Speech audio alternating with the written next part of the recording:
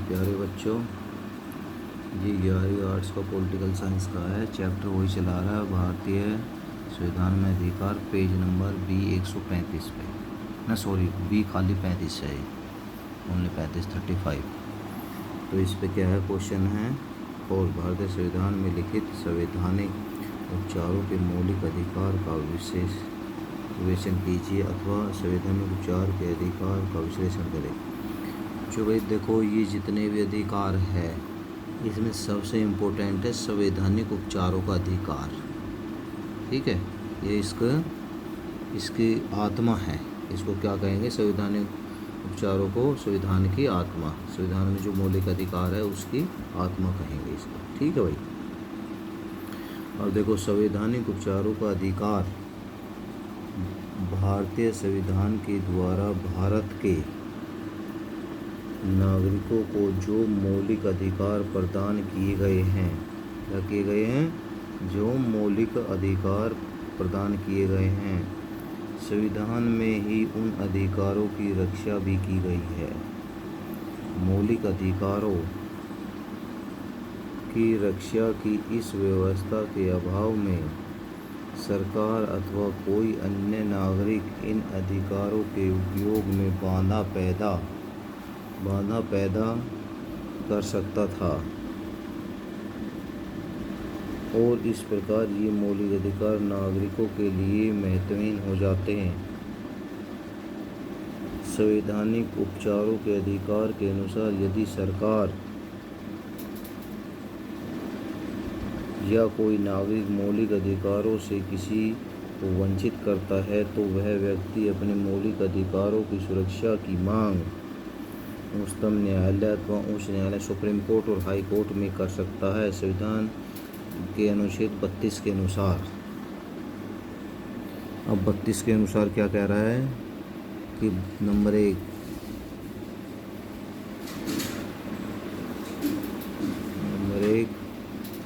भारत के उच्चतम न्यायालय सुप्रीम कोर्ट को नागरिकों के मौलिक अधिकारों की रक्षा के लिए भिन्न आदेश जारी करने के अधिकार दिए गए हैं। दूसरा, उच्चतम न्यायालय को विभिन्न आदेश या निर्देश जारी करने का अधिकार है सुप्रीम कोर्ट को भाई। ठीक है।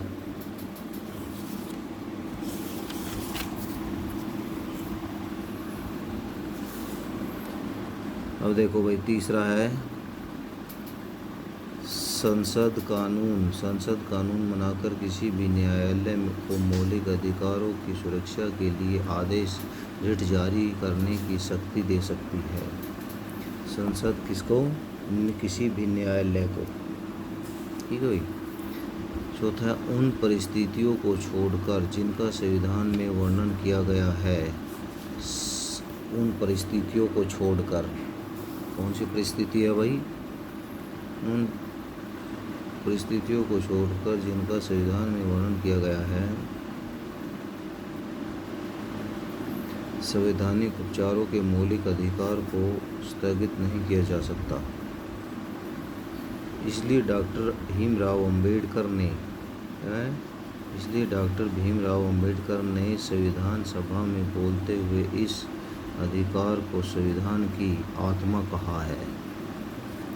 उन्होंने इस अनुच्छेद के संदर्भ में लिखा था, यदि मुझे कोई पूछे कि संविधान का कौन सा महत्वपूर्ण अनुच्छेद है जिसके बिना संविधान प्रभाव शून्य हो जाएगा, तो मैं इस अनुच्छेद के अतिरिक्त किसी और अनुच्छेद की ओर संकेत नहीं कर सकता। यह संविधान की आत्मा है, यह संविधान का हृदय है, यह संविधान का आत्मा और संविधान का हृदय है। मौलिक अधिकारों के संरक्षण हेतु निम्नलिखित आदेश जारी करने का अधिकार उच्चतम न्यायालय तथा उच्च न्यायालय को प्राप्त है।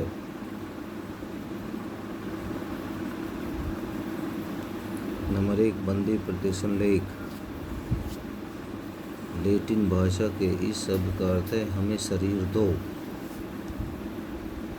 है भाई, बंदी प्रदर्शन लेख है।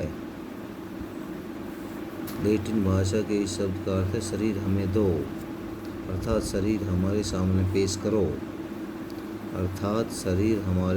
पेश करो, इस आदेश के अंतर्गत न्यायपालिका को अधिकार है, न्यायालय कह रहा है भाई, जो कोर्ट कह रहा है, कोर्ट, इसको अगवे शरीर हमारे सामने पेश करो। अधिकार है कि यह सरकार को बंदी बनाए गए किसी भी व्यक्ति को अपने सामने प्रस्तुत करने का आदेश दे सकती है। ऐसे लेख का प्रार्थना पत्र बंदी स्वयं या उसका कोई रिश्तेदार न्यायालय के सामने प्रस्तुत कर सकता है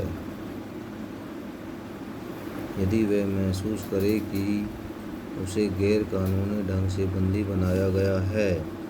बंदी जब न्यायालय के सामने प्रस्तुत होता है तो न्यायालय उसके मामले पर विचार करता है, और यदि न्यायालय यह समझे कि बंदी को वास्तव में ही गैर कानूनी ढंग से बंदी रखा गया है तो वह उसके मुक्त किए जाने का आदेश जारी कर सकता है। इस प्रकार पुलिस किसी व्यक्ति को मनमाने ढंग से बंदी नहीं बनाए रख सकती। इस अधिकार को आपातकाल में भी निलंबित नहीं किया जा सकता। न्यायपालिका ने इस अधिकार का प्रयोग करके नागरिकों को पुलिस के अत्याचार से बचाया है। राजनीतिक कैदियों को भी कई बार न्यायालय ने इसका प्रयोग करके मुक्त किया है। इस प्रकार यह लेख नागरिकों को दैहिक मतलब शरीर स्वतंत्रता की रक्षा के लिए बड़ा महत्वपूर्ण साबित हुआ है। ठीक है भाई।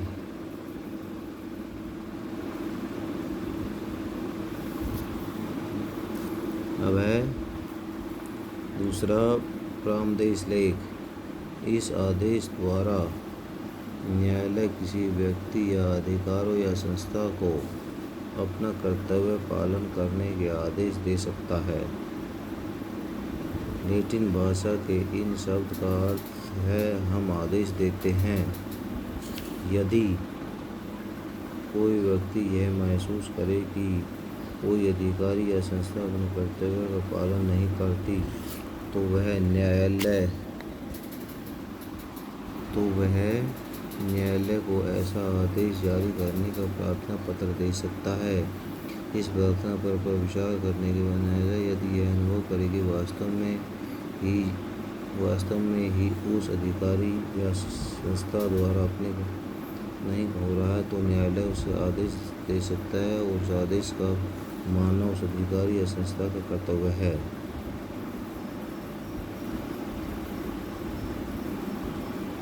ठीक है भाई।